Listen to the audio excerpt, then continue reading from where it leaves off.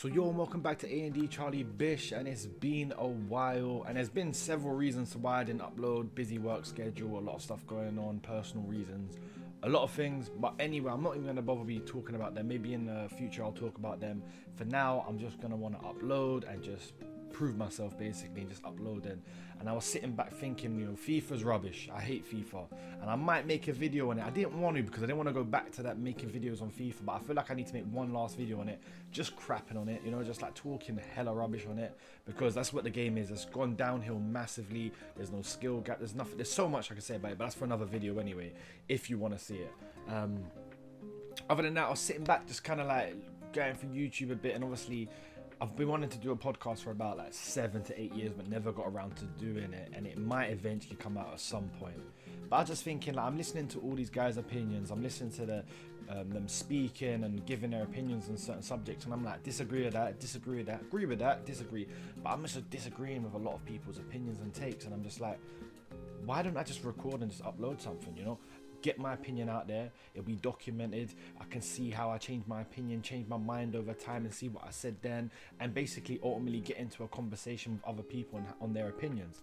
So anything I do say in this video, if you agree with it, leave in the comments below. If you disagree with it, leave in the comments below. I think the best thing you can do is conversate and come into an understanding. And in today's video, quite a 50-50 I think within the community of Chelsea. Frank Lampard's gone. Frank Lampard has been sacked. Was it the right thing to do? Was it not the right thing to do? It's very up in the air. I think there's a lot of different ways you can analyze it and look at it. We'll be talking about that in today's video. So without further ado, if you're happy that I'm back, hit the like button. If you could leave a comment on what you want to see going forward, if you want to hear my opinions. I'm going to have a lot of different channels roaming around, so bear with me. I'm going to have a second one coming out for MMA and football. This one could be football. I don't know what I'm doing yet. I'm just going to play with it. And then after about a little while, like a month, I'm then going to really dedicate certain things to certain pages. So just bear with me. And obviously make sure you hit the subscribe button if you are new around here, or if you haven't already. Say AnythingEverything Bish. Unchanged. No, that's not even in this. This ain't even this one. Let's get started. Right, so before we go into anything, let's just talk about the situation in general. We got Frank Lampard, obviously a legend at the club, obviously one of our greatest players ever, put in a hell of a shift as a player, dedicated these major steps of his career at Chelsea, and then obviously went to Man City, a bit like that, but overall dedicated himself to Chelsea, going down as one of our greatest players to ever embrace the Chelsea shirt. However, as a manager, does he deserve the extra time or a bit more leniency because of how good he was a player? For me, a little bit, tiny bit, not as much as what I've been seeing everyone else saying, because ultimately you got to understand that as a manager, you need to prove your stripes, and that's it. You need to prove your stripes. It's a different ball game, it's something different. I don't mind giving him a little bit of time, and in this regard I would have given him more time, just because last season he did really well. I know normally if you look at statistics, it doesn't really look that well on him, but he got top 4 and he got into an FA Cup final, which he normally lost. But it's one of them things, we had a transfer ban, we lost our best player, we brought through a lot of academy players. It was a good structure and a good project to build from. Now, I was happy about Project Lampard. I was happy about the project that Chelsea was going to potentially be building. Now, the reason why I knew that eventually it might not work was simply because if you go back to Jose Mourinho was the guy that I thought Chelsea was going to build a dynasty off. I thought after Sir Alex, I thought that's what Jose is going to do now. He's going to come and emulate what Sir Alex did at Chelsea. And it weren't to be. And we all know how ruthless Chelsea, or the Chelsea board is, and ultimately has brought us a lot of success. In this regard, Lampard was really underperforming. And I'm going to obviously dive into some stats in a short while to just show you the aptitude of what he was underperforming at, and like how serious it actually was. And I feel like a lot of people, obviously because they like Frank Lampard, they are kind of not looking at the bigger picture, and they're only looking at certain statistics. Like for example, we're only 5 points off top 4, and then if you actually really look at it, I think we're like 9 or 10 points behind Leicester. Are we really going to be catching Liverpool? Are we really going to be going, okay, we'll keep Lampard in because he's 5 points off Liverpool, yet we're 10 points or 9 points off Leicester? Like, it's going to take a miracle just to even catch Liverpool, because if they get into the swing of things, they're going to just go flying past us anyway. Now, I hear this a lot, people saying that, oh, Lampard, obviously he deserved time, he's learning on the job. Now, ultimately, For me personally, no manager should learn on the job at Chelsea Football Club. If you want to learn on the job, you go elsewhere. However, the board did hire him, so they should have expected it. So it's kind of a catch-22 where it's like, the board did hire him, they should expect that.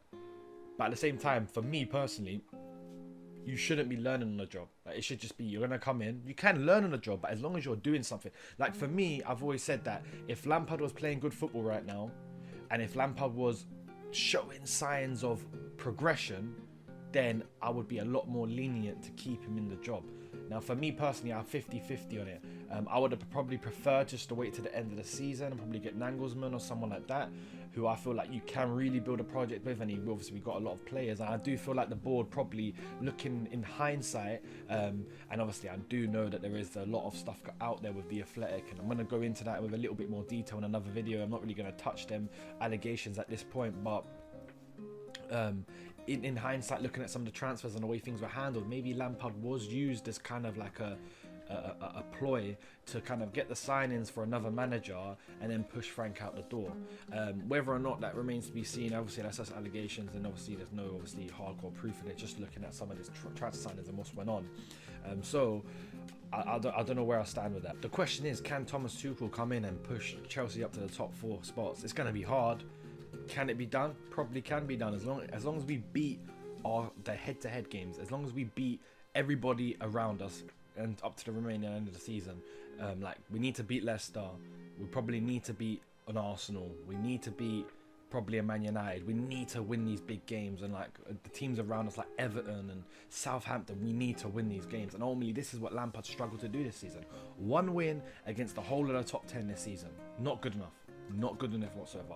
One win against top 10 opposition in the Premier League, and only that's the most worrying stat for me, because everyone said that we were on a title challenge at one point in the season, and I literally said it to friends. I was speaking to them prior. I was like, I feel like we're turning a corner with Frank. I feel like we're going somewhere now. However, I did say that we got a hard run of games. We had Everton, Wolves, Arsenal, and a few other teams in amongst that, and I said if we can get past that with a couple of points, I don't know what's going on with the camera there, but if we can get past them with a couple of points and lead, then we'll actually be probably title challengers. But ultimately we didn't. I think we won 1 game in like 5 games at that point, and now we're on a run of like, what is it, 2-3 wins in the last 8, 9, 10 games, and they've come over like times like Luton and Morecambe. It's like, it's not good enough. I don't know where I stand with the Frank Lampard. I feel like he had to go eventually. If this kept going, he had to go. There's no question about it. It's just when and whether he could have changed it. That is the only question, in my opinion, on the matter. And as you're about to see on the screen right now, I've taken the Roman Abramovich managers, mostly managers that are employed full-time, not caretaker managers. And I know, like, for example, Robert Di Matteo was a caretaker manager, but then he was employed full-time.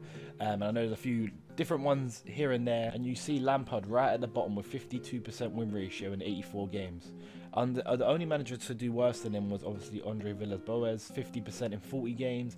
And if you can see, the managers around Frank Lampard with that win percentages got half the game time. It's hard to debate stats sometimes, because stats can be looked to made good, some can be looked to made bad. I think in this situation, if you see 52%, this season has been really, really bad. First season was also inconsistent. It was very like, I used to use the word Frank showing like some mediocrity to the club because of so many wins and losses. However, I think that's just the way the Premier League is built at the moment. So obviously, if you have a manager like Jose Mourinho right at the top, 67%, Premier League was a little bit different. You could say harder, you could say not so hard all around the table, maybe a bit more competitive at the top, and in the middle it weren't so competitive.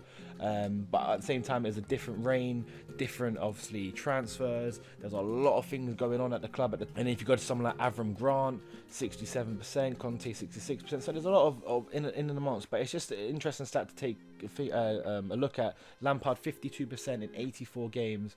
And obviously that's what the board's going to ultimately do. The board's going to be looking at this sort of stuff.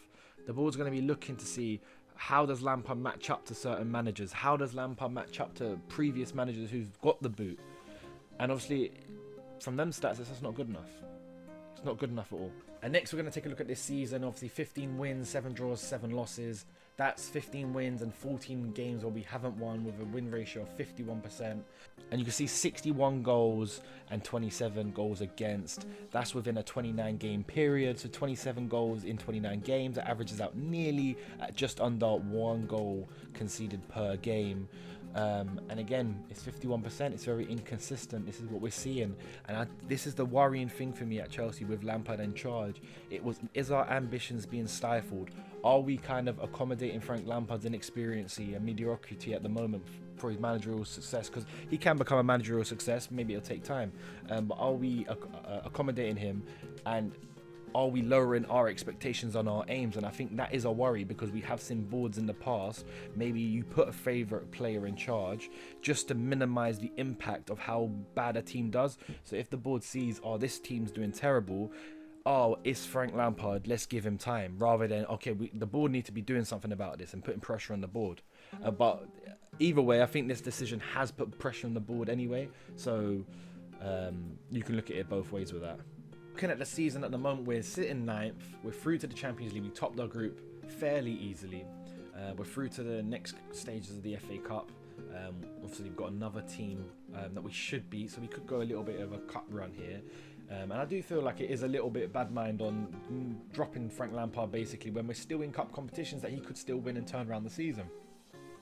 But obviously the boards have seen that this isn't good enough and that there needs to be a change made. The Premier League is competitive at the moment, so 2 wins can take you probably up to 5th. It's very close. It's very close.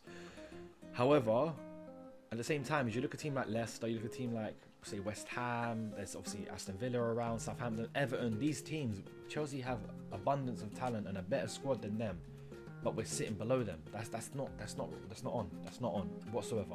And I think this is one of the key things that's basically taken Lampard out of the job, was the signings and the lack of success. Now, I'm all for individual responsibility, and I think these players will own up that their performances haven't been good enough. But if you look at it, the system that Frank Lampard employed was terrible, and I think that's one thing that goes along with results. Whether it was Lampard, like last season, I saw beautiful football. It was beautiful. I was enjoying it so much. This season has been some of the worst football that I've seen Chelsea play. It's cross FC, cross merchants. That's all it is. Hit and hope. And so many times I could see Havertz kind of running into the line where, in between the channels of defence and the midfield, where maybe the number 10 will occupy all the time. Never passes threaded through to him. It's just always going out wide to Chilwell or Reece James or a Hudson-Odoi or a Pulisic, and cross. And you're never going to get the best out of Timo Werner if you're going to be crossing. So I see people comparing stats between Werner and Tammy and all this stuff going on. It's like, our football's not made for Timo Werner. It's made for Tammy Abraham. He's obviously a massive lad. And this is what I'm saying with stats. It's like this system employed was terrible, and I don't know where it came from. It's been one of the worst. I remember last couple of weeks was watching Chelsea in half falling asleep. It's not good enough, and I think that is one of the key things for me, was that we showed regression, not progression. We showed that the team's playstyle was getting worse. There weren't an identity anymore. There weren't a cohesion. There weren't chemistry. There weren't players fighting for one another. There was a lack of quality. There was a lack of tactical awareness from the manager. I remember last season, Frank Lampard would be making substitutions that would come on and impact the game. That was no longer there. And I feel like his lack of kind of success with the transfer signings was going to be, and always is destined to be his demise, because if the board buys certain players, then obviously they want to get the most out of them, and Lampard was unable to do that. And I think for me personally, it was so obvious that the system that he was working with was not getting the best out of these players. If you go on to the next kind of a topic, it's like results against top 10, and I don't see a lot of people talking about this, and I think this is vitally important. You take apart just the West Ham win 3-0, and they were currently sitting 7th when recording. I know they obviously just won today 3-2, but when I made these edits and stuff like that, this was where they were standing. Lost to Liverpool 2-0, 4th. Drew Southampton 3-3. Drew to Man United 0-0. Drew to Tottenham 0-0. Lost to Everton 1-0. Lost to Arsenal 3-1. Drew to Aston Villa 1-1. Lost to Man City 3-1. Lost to Leicester 2-0. The reason why I put Arsenal in there is because technically we're in the top 10. So if you take us out, just do the top 11. That will include the top 10 teams beside us. And we also know Arsenal are a big team in terms of like usually the top 6. And they had a rocky start to this season. And ultimately right now they're higher than us. So it just shows you how bad we were doing. 1 win, 4 draws, 5 losses, a 10% win ratio, 9 goals for, 15 goals against. 10% win ratio against sides in the top 10. That's horrendous, and that's not good enough.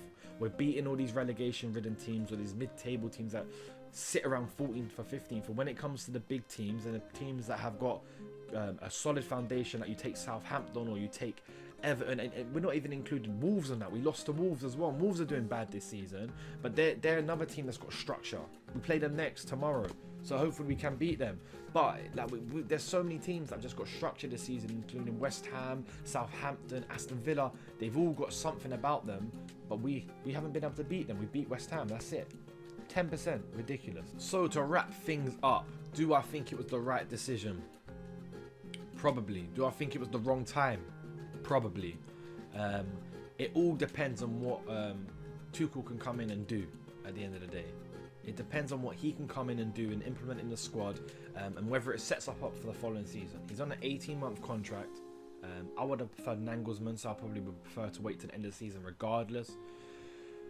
But it just all depends now. It's a hindsight thing. You'll see in hindsight. Did he deserve a little bit more time? Maybe because of what he did last season. If you take away what he did as a player, yeah. Even what he did as last season was an accomplishment. So he did deserve some time. And I did like the youth system coming through. But his performance wasn't good enough. And he's got to take responsibility for that. The players have got to take responsibility. He's got to take responsibility. When a team's doing that bad, I think you always have to look at the manager. You can look at the squad all you want. There's a lot of players that are underperforming right now, and is that because of the manager's system? You would think so, because how would all these talented players, and I think there's a lot of untalented players, or at least mediocre players that are also in this squad that kind of probably maybe allegation-wise backstab Frank Lampard, and I think they need to go 100% because you can't let a group of players who are mediocre do that to a club legend like that. But at the end of the day, there is a thing also in the modern day. Managers need to be able to motivate players and make them fight for them. If you can't do that, then that's part of the job. That is one of the things. It's part of the job. Yeah, the squad let down Frank Lampard. I think Frank Lampard let down Frank Lampard. The board probably definitely let down Frank Lampard. But at the end of the day, performances weren't good enough. We were sitting ninth. For me, it didn't look like we are going to get any better. Like there was no, let's get better. So yeah, like I said, right decision, yeah. Wrong time, probably. I do hope Lampard goes out and gets experience. Tricky one. It's a tricky one. Only time will tell. I do feel really bad the way it was done and the manner, but performance was terrible. Results were terrible. Maybe give him a bit more time because you're seeing managers like Ole Gunnar Solskjaer who did climb back and Arteta who did climb back, or are currently climbing back, but only time will tell.